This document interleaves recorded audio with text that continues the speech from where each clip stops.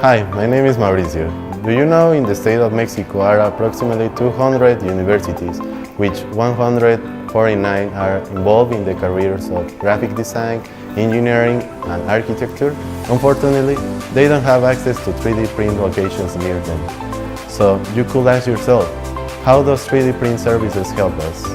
Engineering students have the necessity to create and design different prototypes, whereas architecture students build and perform structures tests with models, and graphic design students create different products and as functional prototypes for potential consumers. So IIK CHACK brings the service of 3D print to universities in the state of Mexico, as well as design courses and printers maintenance.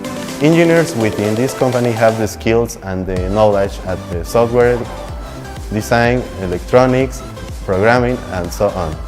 IIK CHACK must be selected to be available to students and friendly with the environment because it employs a biodegradable material, facilitating the different tasks that they have day to day in their school environment.